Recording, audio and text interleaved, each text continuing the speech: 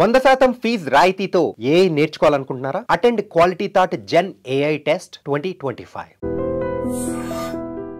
అక్కడ ఎవరైనా trouble monger ఉన్నారా? రాజమండ్రి సెంట్రల్ జైల్లో మాకు ఎవరు ట్రబుల్ మాంగర్ లేరు. అయినా అప్పుడు నేను ఎస్ఐ క్యాడర్, సూపర్నెంట్ క్యాడర్ వేరే ఉంటారు కాబట్టి నేను ఒక ఎస్ఐ క్యాడర్ అక్కడ.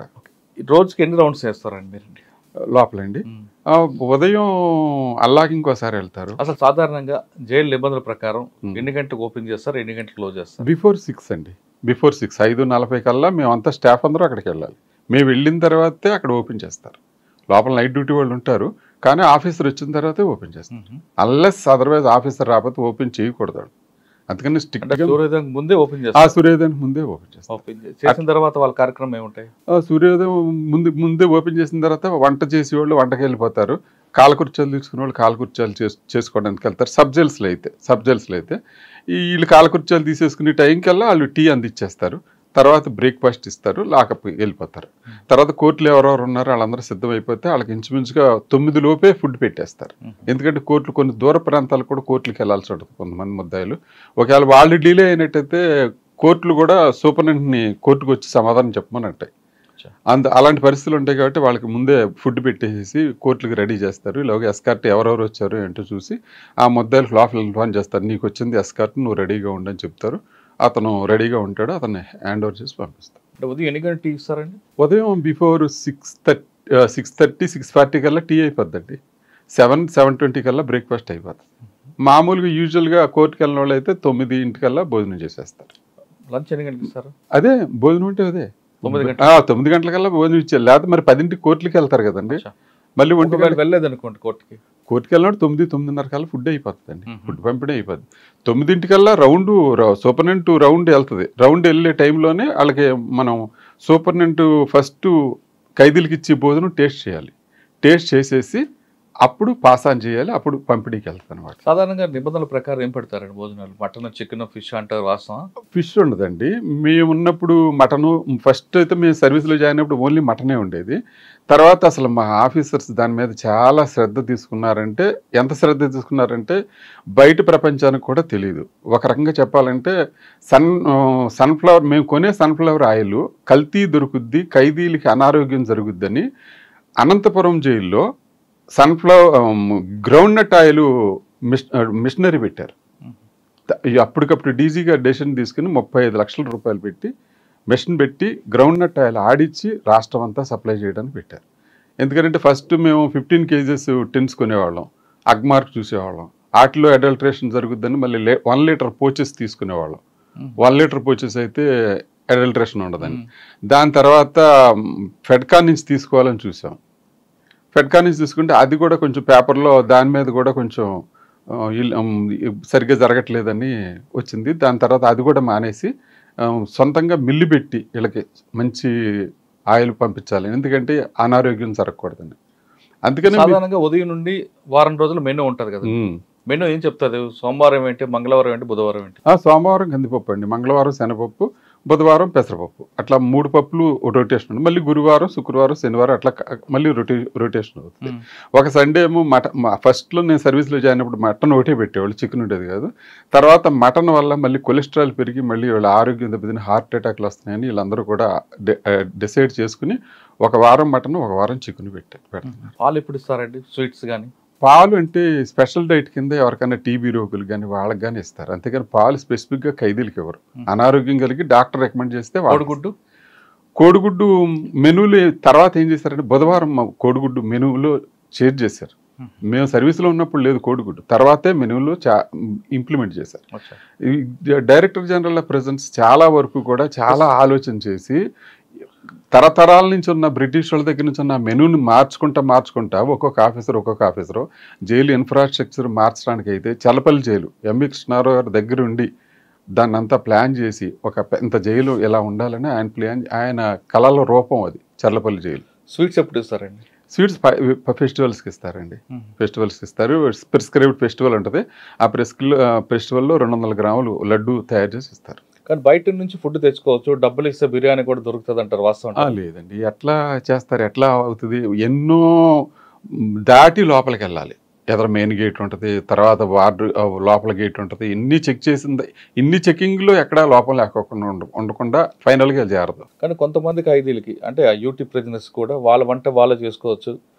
లేదండి, అలాంటివన్నీ పాత రోజులు, పాత జమానా. అసలు ఇప్పుడు అలాంటి ఎక్కడో కొంతమంది సెలబ్రిటీస్ వచ్చారనుకోండి, నేను జైలు ఫుడ్ తినమంటే అప్పుడు ఏం చేస్తారు? జైలు ఫుడ్ తిన్ను అని అనటానికి ఏమి ఉండదండి. అక్కడ ఏముండదు, అందరితో పాటు కామన్ గానే ఫుడ్ తినాలి.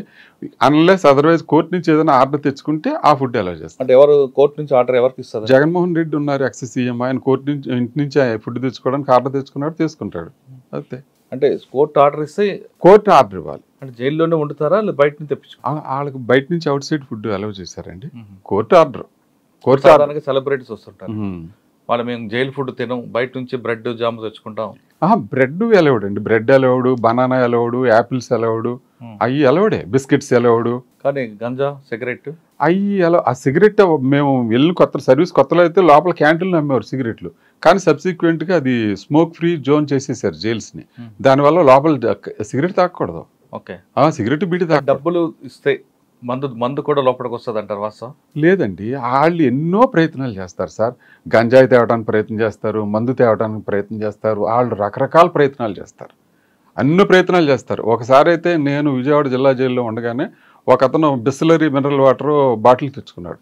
ఏంటి బాటిల్ ఈడికి టాలీ అవ్వట్లేదు, ఈడు బిస్లరీ మినరల్ వాటర్ బాటిల్ తాగేవాళ్ళు లేడు, ఏంటి అంటే, ఏంటి సార్ మేము కూలింగ్ వాటర్ బయటకు వెళ్ళి ఎండలో ఎలా మండిపోతున్నాయి సార్, ఒక బాటిల్ మంచినీళ్ళు తెచ్చుకున్నాం సార్, ఇంకా కొంచెం మిగిలి సార్, లోపల తెచ్చి తాగకూడదా సార్ నన్ను అడిగాడు. ఏంటి ఇలా మాట్లాడుతున్నాడు ఏంటంటే తీరా చూసాడు జిన్ను జిన్ను జిన్ తెచ్చుకున్నాడా? మీరేం చేశారు వాడికి పనిష్మెంట్?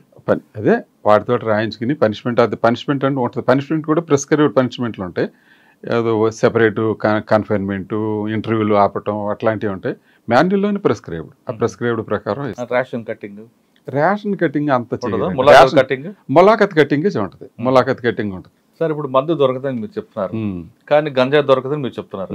కానీ మీ ఆఫీసర్లు సడన్ గా రైడ్ చేస్తే గంజా ప్యాకెట్లు దొరుకుతాయి, సెల్ ఫోన్లు కూడా కుప్పలు దొరుకుతుంటాయి, అది ఎలా సాధ్యం ఉంటాయి? సెల్ ఫోన్లు దొరకటం అంటే మనం ఎంత భద్రతా పరంగా ఎన్ని జాగ్రత్తలు తీసుకున్నా వాళ్ళ మెంటాలిటీ ప్రకారం వాళ్ళు చేయాలని చూస్తారు. క్లాస్లో టీచర్ పాఠాలు అందరికీ సమానంగానే చెప్తాడు. ఒకటి ఫస్ట్ క్లాస్ వస్తే, ఒకటి సెకండ్ క్లాస్ వస్తే, ఒకటి ఫెయిల్ అవుతాడు, ఒకటి ఆ క్లాస్ కూడా బంకు కొట్టి వెళ్ళిపోతాడు. అందరికీ టీచర్ చెప్పేది ఒకటే కదా, అట్లాగే మేము చెప్పేది కూడా ఒకటే, మేము చేసే పద్ధతి కూడా ఒకటే. కానీ దాన్ని రిసీవ్ చేసుకొనటం కానీ దానికి ఏమైనా కొత్త కోణాలు ఎతికేవాళ్ళు కూడా వాళ్ళు ఉంటానే ఉంటారు. సమాజంలో ఎట్లా ఉంటారు, సమాజంలో ఉన్న మనుషులే కదా జైలుకి వచ్చేది కూడా. వాళ్ళు సమాజంలో ఎట్లా ట్రై చేస్తారు, ఇప్పుడు ట్రాఫిక్ సిగ్నల్ దగ్గర ఆగాలి, ఆక్కోకుండా జంప్ చేయటం ఎట్లాగా, నెంబర్ ప్లేట్ కనపడుకోకుండా చున్నీ వేయటం ఎలాగా, ఎట్లా చేస్తారు. హెల్మెట్ పెట్టుకోరు, హెల్మెట్ పెట్టుకోరు, లేకపోతే హ్యాండిల్ పెడతాడు, పోలీస్ కనపడితే హ్యాండిల్ పెడతాడు, నెత్తి తగిలించుకుంటారు.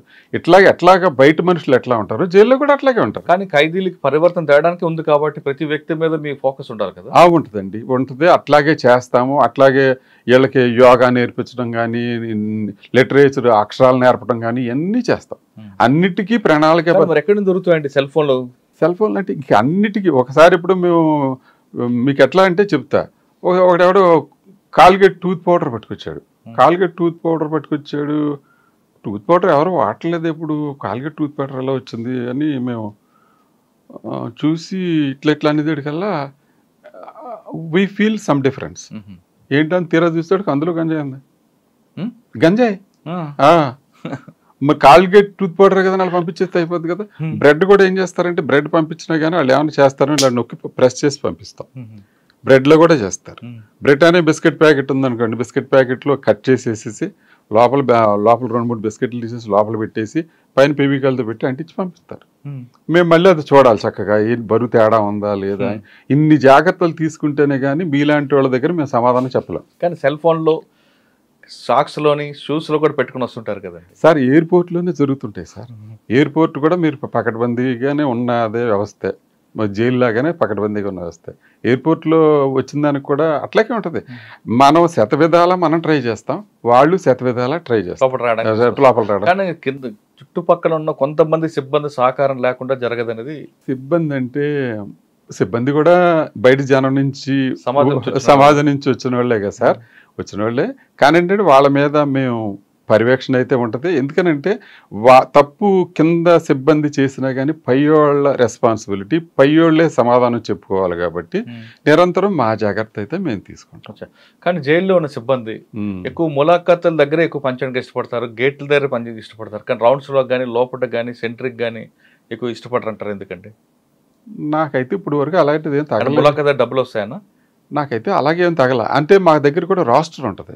రాస్టర్ ప్రకారం ఇవాళ గేట్ చేస్తే లోపల రౌండ్ ఉంటుంది, ఓ రోజు డే అయితే ఒక రోజు నైట్ ఉంటుంది. ఆ రాస్టర్ ప్రకారం చేస్తాం. మనం రాస్టర్ ఎప్పుడైతే దాన్ని డీవియేషన్ చేసామో కింద స్టాఫ్ మళ్ళీ ప్రశ్నించడానికి అవకాశం ఉంటుంది. రాస్టర్ డీవియేషన్ చేయకోకుండా ఉంటే దానికి అట్లా ఏం అడగడానికి ఉండదు కదా. ఓకే సార్, మీ సర్వీస్లో టిపికల్ కేసులను చూసారు. ఇప్పుడు మీరు చెప్పారు బిస్కెట్ ప్యాకెట్లో గంజాయి, అటువంటి ఏమన్నా ఇంత దారుణంగా ఈ విధంగా కూడా ఎక్స్పోర్ట్ చేయొచ్చు అన్నది? చేస్తారు సార్. యానస్లో కూడా పెట్టుకుని తీసుకొస్తారు. మేము మళ్ళీ కూర్చోబెట్టి యానస్లో కూడా పెట్టుకుని తీసుకొస్తాం. యానస్లో కూడా పెట్టుకుని తీసుకొస్తాం. దాన్ని ఎలా చెక్ చేస్తారు? దాన్ని ఒక కట్టెన్ వెనకాలకి తీసుకెళ్ళి ఆయన కూర్చోబెట్టి బయట తీస్తారు. యానస్లో ఒక ప్యాకెట్లో పెట్టుకుని దారం బయట పెట్టుకుంటాడు. ఆ దారం పెట్టుకుని లాగితే అది బయటకు వచ్చింది. అటువంటి సంఘటన ఎదురే మీకు? మీకు ఎలా తెలుస్తుంది వాడు యానస్లో అది ఉందని? నడక తేడా తెలుస్తుంది, వాడి బిహేవియర్ తెలుస్తుంది. లోపల వాళ్ళు శతవిధాలు ట్రై చేస్తారు సార్. గంజాయి తీసుకురావడం శతవిధాలు ట్రై చేస్తారు.